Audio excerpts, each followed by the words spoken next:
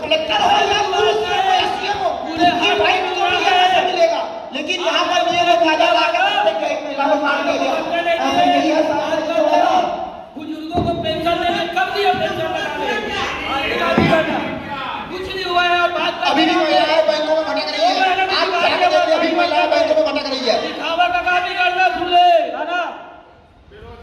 सुन ले, बता। कल का कैंसिल हो गया, पता कर लो कब मिलेगा ये पैसा। कब मिलेगा? कब मिलेगा ये पैसा? बता दो, बता दो कब मिलेगा ये पैसा। आपने 8 तारीख की घोषणा की थी। जय श्री राम। जय श्री राम। भारतीय जनता पार्टी जिंदाबाद। लोगों को नहीं बोलना, गुमराह कर रहे हो। अब हमारे आगामी पार्षद महतारी की, जैसे कि छत्तीसगढ़ी परंपरा और भारत की अमर भाषा है और राम को अमर भाषा है। मैं सबसे पहले सम्माननीय कनिष्ठ सभापति महोदय को बधाई देना चाहता हूँ। चाहे वो कोरोना काल हो, चाहे वो आज का दिन हो, वे लगातार अपनी भूमिका निभा रहे हैं। मैं जैसा कि पहले ही इस सदन को, तो उनका यही कहना है कि हम सबको संतुष्ट नहीं कर सकते, लेकिन ये प्रयास कर सकते हैं कि जो बेहतर है उसे और बेहतर करने का प्रयास कर सकते हैं। उसे हम सब ने देखा।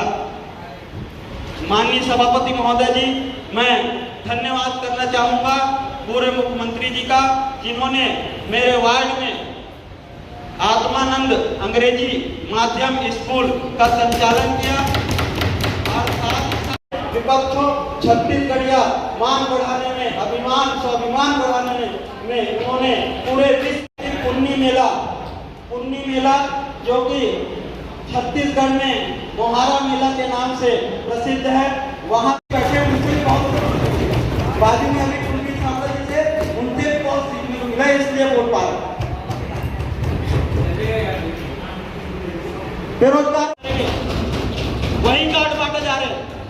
मेरे वार्ड में मैं स्वयं देखा, ये आवेदन तो हमने जन चौपाल में दिया था जब हमारी सरकार थी। आदरणीय, मैं बोल लेता हूँ ना, आदरणीय, मैं अपने शब्दों को वापस लेता हूँ, खेद प्रकट करता हूँ, लेकिन साथ ही साथ ये आकांक्षा रखता हूँ कि आप उस समय साथ में खड़े होंगे जब बेरोजगार जो 2 करोड़ की नौकरी केंद्र सरकार देने की बात करती है, आज तक उन्हें। मेरा कहना इतना ही था, आप सदन में बोल रहे हैं तो सही जानकारी के साथ बोले। यदि आपके पास कोई नगर निगम में कोई कागज हो तो जानकारी दें। मैंने चौथे स्तंभ के जरिए सुनकर पढ़कर यह बात रखी, मैं सदन को प्रस्तुत कर दूंगा। मनगढ़ंत आरोप है, ये आपका मनगढ़ंत आरोप है, जो आप विगत बात को वहाँ पर दे रहे हैं, ये आपका मनगढ़ंत आरोप है। तो सदन के माध्यम से इस पटल पर रखें। आप शायद सदन में बैठे नहीं हैं। आप तिवारी आप अपना मनगढ़ंत विचार मत रखिए, आपको प्रस्तुत करिए। आप शायद सदन में बैठे नहीं हैं। अपने बात रखिए। आरोप मैंने नहीं लगाया अध्यक्ष महोदय, जो आपके साथियों ने कहा उसी को मैंने रिपीट किया है।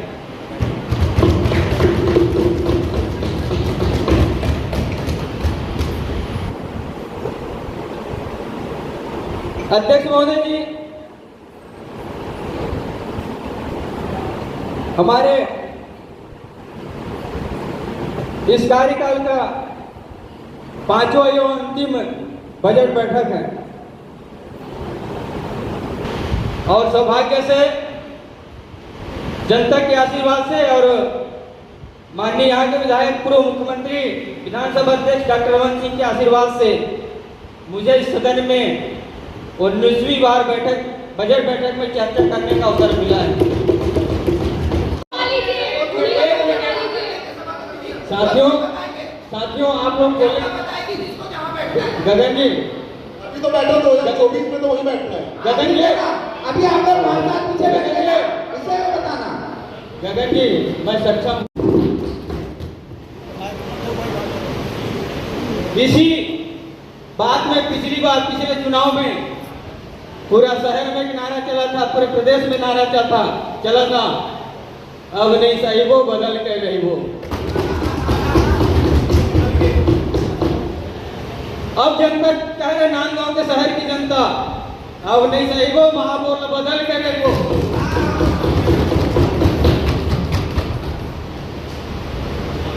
नहीं ये आपका स्थायी है, नहीं हमारा स्थायी है। देश की जनता से कह रही है फिर एक बार फिर मोदी सरकार 400 पार जनता की आवाज है। जाओगे कहाँ आप?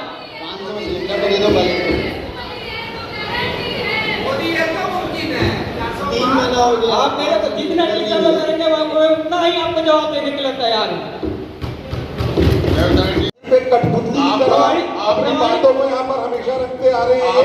हमारे पास कोई भी साक्ष्य नहीं है, बात कर रहे हैं, साक्ष्य चुनावी नारा दे रहे हैं। आपको पार 400 पार आपको अवसर दिया जाएगा, आप बोलिएगा भ्रष्टाचार प्रमाणित करें कि मैं कौन सा बिना साक्ष्य का कठपुतली कह रहे हैं। आपको अवसर दिया जाएगा। तिवारी जी मोदी है तो मुमकिन है भ्रष्टाचार। उस समय आप अपनी बात रखेंगे। कठपुतली अध्यक्ष जी व्यवस्था चाहूंगा। अध्यक्ष जी कहाँ जाना है? एक मिनट देवसराय जी बोल रहे हैं। अध्यक्ष महोदय जी चिंता की बात नहीं है। इनके पार्टी वाले खुद ही नहीं चाह रहे कि आप बोलो, आप बोलो करके खुद नहीं चाह रहे। आपके पार्टी वाले वो खुद चाह रहे कि आप बैठे चलते हो। पार्टी वाले खुद चाह रहे कि आप बैठे जल्दी। मैं सक्षम हूँ। 19 साल सदन में ऐसे ही नहीं रहा हूँ। 19 साल सदन में बिताया हूँ। रह जाएंगे मेरी शुभकामनाएं आपके साथ है। मैं तो मांगने बैठेंगे आप। तब तो फिर चुप क्या जाए, आप इधर बैठेंगे आप। मेरी शुभकामनाएं इधर बैठेंगे। सभापति जी व्यवस्था चाहूंगा, बार बार में व्यवस्था नहीं है अगर वो बोल रहे ये क्या तरीका है? बैठ जाइए, तो बोल रहे हैं। तुम तो बैठे तुम कौन सा परमिशन लेके बोल रहे हो? तुम भी बैठ के खड़े होकर बोल रहे हो। तुम परमिशन बोला सभापति जी व्यवस्था चाहूंगा। बोल रहे हैं देवसराय जी को बोलने दीजिए। नहीं ये क्या बार लगता है महापौर जी ने चार्ज दे दिया आपको, तो सामने आप बैठ जाएगा भाई। अभी हम मेरे शुभकामनाएं व्यवस्था चाहूंगा। सभापति जी महापौर जी ने पूरे आम जनता को चार्ज दे रखा है, ना केवल एक को। इसीलिए सभी को चार्ज दे रखा है। हर एक भ्रष्टाचार की बात है, आपसे सक्षम है। इसीलिए करना है भ्रष्टाचार की बात है। भ्रष्टाचार की बात तो वही करना है ना जो भ्रष्टाचार में लिप्त होगा। भ्रष्टाचार में लिप्त हो सदस्यों को पीड़ा क्यों हो रही है? क्योंकि भ्रष्टाचार में लिप्त है, इसलिए तिवारी को पीड़ा हो रही है। देवसराय जी सिद्धि कर नहीं सकते आप लोग कभी कोई। अध्यक्ष महोदय जी नगर निगम के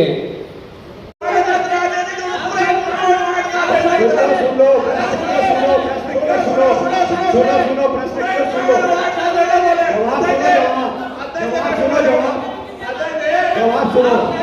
सुनने की आदत बना, सुनने की आदत बना, सुनने की। हम लोग सब चुपचाप सुने हैं। आप बोले तो चुपचाप सुने। सुनने की आदत बना, सुनने की आदत बना, सुनने की।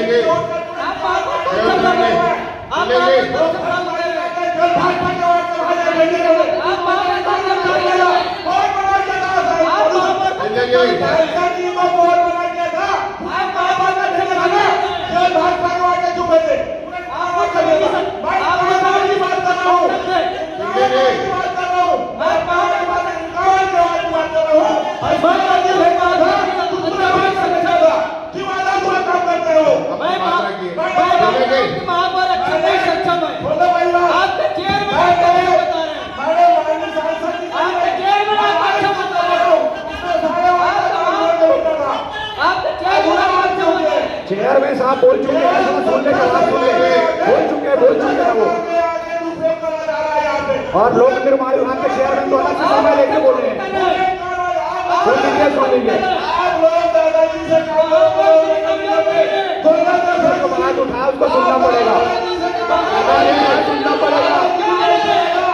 आपने बात उठाया तो सुनो, प्रश्न की और जवाब सुनो,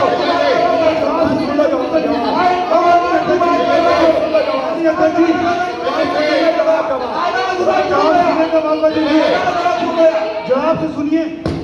हम लोग तो बीच में नहीं बोले भैया, जब आप बोल रहे थे कुछ भी गलत तरीके से बात हम लोग बीच में नहीं बोले, हम लोग बीच में नहीं बोले, हम लोग बीच में नहीं बोले, हम लोग चुपचाप सुने, जितने देर आपने चुपचाप सुने हैं, जितने देर आपने बोले हम चुपचाप सुने हैं। हाँ सुन लीजिए, जवाब सुनने की क्षमता रखो आदरणीय पिल्ले जी, जवाब सुनने की क्षमता रखो आप। की बात कर रहा हूँ मैं। आधा अधूरा क्यों प्रस्ताव क्यों भेजा गया? सुनिए जवाब। आधा अधूरा प्रस्ताव क्यों भेजा गया? इसका जवाब चाहिए। और किसके कहने से भेजा गया? एमआईसी का माल को क्यों छीना गया? क्यों छीना गया एमआईसी का माल को? वही जवाब दे रहे देवसरन जी, सांसद प्रतिनिधि जी, जवाब सुनोगे तब तो होगा। अरे आपने जवाब सुनो, सांसद प्रतिनिधि का जवाब नहीं सुन रहा हो,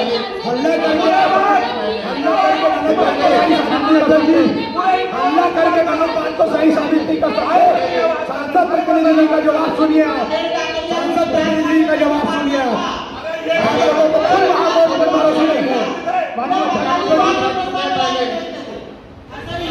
आप पूरे बात। अरे भैया 400 तक का आपने किसी प्रकार से राशि नहीं ला पाए, कम से कम हमारे वापस ले गए पैसा। मुख्यमंत्री पैसा वापस ले गए। आप लोग क्या बात करोगे? वापस ले गए पैसा, नगर निगम में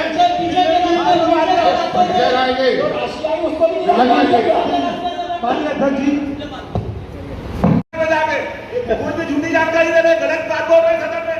आप आरोप झूठी आरोप नहीं लगाएंगे अब हमारे नेताओं पर। वो आज भी मांग कर रहे हैं अंडर ब्रिज के। क्या देखते हैं पेपर में मीडिया में क्या पढ़ते हैं? रेलवे क्षेत्र में घेराव तक किया वो अंडर ब्रिज के लिए। झूठी जानकारी कब किए घेराव? कब किए घेराव? सांसद जी बोल दिए कि अंडर ब्रिज बनेगा, उसके बाद घेराव कब किए? जब सांसद जी बोल दिए अंडर ब्रिज बनेगा तब घेराव कर रहे हैं, पहले नहीं किए घेराव। अध्यक्ष की व्यवस्था चाहूंगा। केंद्र में सरकार रहते हुए आप लोग मोतीपुर का फाटक नहीं खुलवा पाए। आप लोग क्या बड़ी बड़ी बातें करते हो? लोग तरह से मर रहे हैं, बात कर रहे हो तो मार फाटक तो खुलवाओ पहले। इसी सदन में विरोध हुआ था, अभी मंगाइए, इसी सदन में विरोध हुआ था। दूध का दूध, पानी का पानी होगा। देवसरन जी अपनी बात रख दिया। पिल्ले जी बोलने दीजिए। चाय मत बना देना। ये बोल रहे हैं हमारे यशस्वी प्रधानमंत्री कोई फाटक नहीं खोलेंगे। फिर इतने मोटा जनता का आयोजन क्यों लेते हैं? बता देना चाहिए नहीं खोले करके। हम प्रयास करेंगे कि आयोजन लेते हैं सभा और जनदर्शन में, वहाँ के लोग आए थे, लोग आए थे फाटक खुलवाने के लिए, तो वहीं बता देना चाहिए कि हमारे नेता नहीं चाहेंगे खोलने। फिर आश्वासन झूठा आश्वासन देकर उनको राहत क्यों देते हैं? ये नहीं देना चाहिए ना। ठीक है बैठिए। जी, आज राजनांदगांव नगर निगम के बजट बैठक सामान्य सभा का आयोजन आज बलरामदास सभागार में किया गया है और आज माननीय महापौर जी द्वारा वर्ष 2023-24 का पुनरीक्षित और आगामी वर्ष 2024-25 का प्रस्तावित बजट प्रस्तुत किया गया है और इसमें सभी सदन में सभी सम्मानित साथीगण अपने विचार शहर के विकास के लिए और शहर के सौंदर्यीकरण के लिए अपने सुझाव बजट पर चर्चा के माध्यम से आज सभी सदस्य दे रहे हैं और यह बजट शहर के विकास के लिए एक मील का पत्थर साबित होगा। आज इस बजट में सहयोग करने के लिए सभी अधिकारी कर्मचारी, इलेक्ट्रॉनिक प्रिंट मीडिया के साथी और सभी पत्रकार बंधु और गणमान्य नागरिकों का मैं बहुत बहुत आभार व्यक्त करता हूँ। जी, घाटे का बजट जरूर है, लेकिन घाटा 4 साल में हमने कब किया है। हमने कोई संपत्ति कर मतलब कोई भी कर नया लागू नहीं किया। मेरे कार्यकाल के 5 साल में हमने 5 साल में कोई भी कर जनता पे नहीं थोपा है। अतिरिक्त का हमारा कोई कर लागू नहीं हुआ है। और ये बजट हमारा 5वां बजट है और अंतिम बजट है। शहर विकास में हम लगातार काम करते रहे, चाहे शहर को हरियाली से भरने का काम हो। फ्लाईओवर के आसपास देखिए जितनी भी हरियाली दिख रही है वो हमारी देन है। अगर हम बात करते हैं सड़कों की, तो मोतीपुर की सड़क जो लगातार मांग पे चल रही थी, कभी 15 साल में पूरे नहीं हुए, या 20 भी साल हो गए लेकिन पूरे नहीं हुए, लेकिन हमारे कार्यकाल में पूरा हुआ। बस स्टैंड, पुराना बस स्टैंड जो दलदल की तरह था, हमने उस पर कंक्रीट कराया। हमारा ईदगाह रोड जो लगातार मांग करते बच्चों के स्कूल के कारण ख़राब था, हमने वो पूरा की।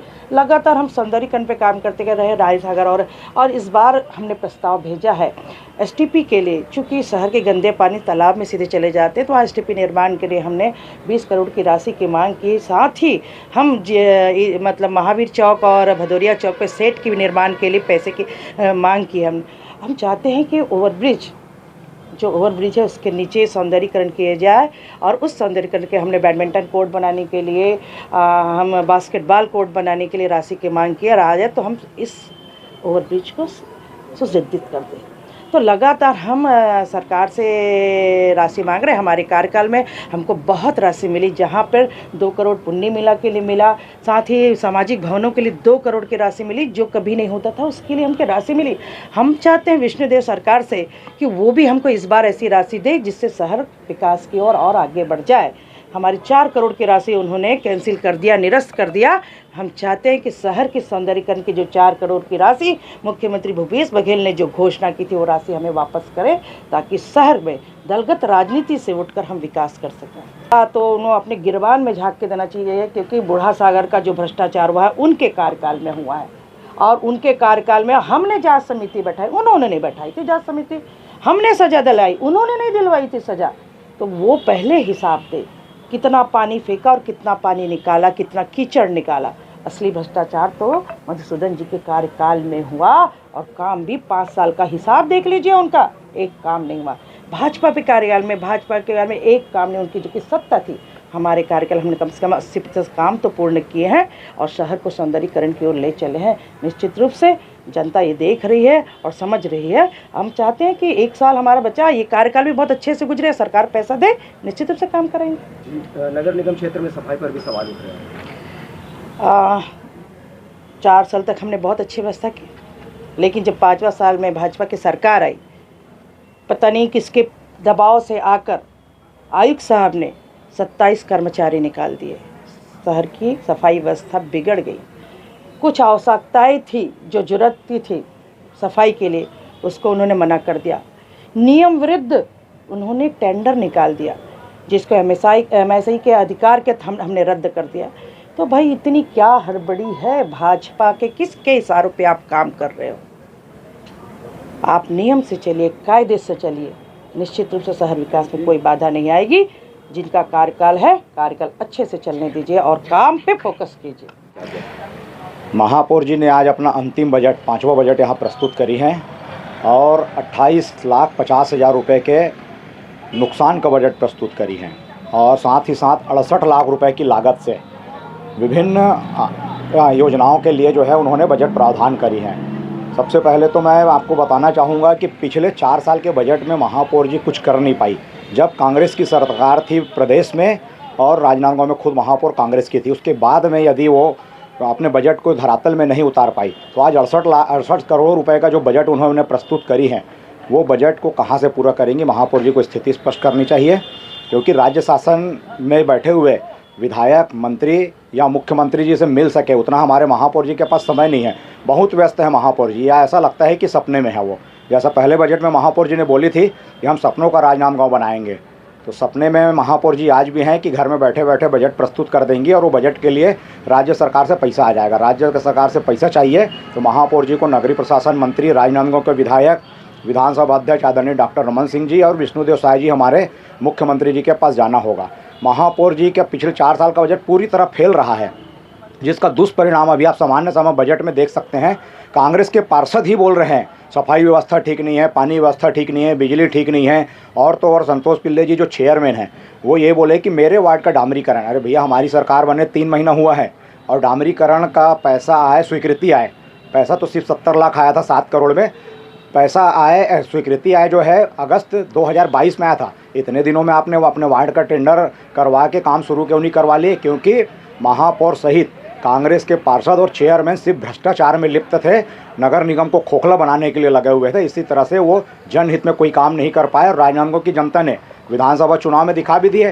हेमा देशमुख जी के खुद के वार्ड से महापौर जी के 1000 वोटों की लीड रमन सिंह जी को रही है और 123 में से 119 बूथों में भारतीय जनता पार्टी को एकतरफा बहुमत के साथ में विजयश्री प्राप्त करना आज तक का इतिहास बनाना, ये महापौर जी के बहुत किए हुए मेहनत का परिणाम है। सफाई व्यवस्था को लेकर सवाल उठेगा क्योंकि नगर निगम में आयुक्त को, अभिषेक गुप्ता जी को आयुक्त बन के आए हुए लगभग 1 वर्ष हो रहे हैं, जिसमें से 6 महीना उन्होंने 7 महीना कांग्रेस के शासनकाल में अपना पूरा किया है। उस समय आयुक्त चैम्बर में बैठे होते थे, चैम्बर से बाहर निकलने का उनको अनुमति नहीं था, नगर निगम आयुक्त को, अधिकारियों को, आप चैम्बर में बैठिए और बिल बनाइए था।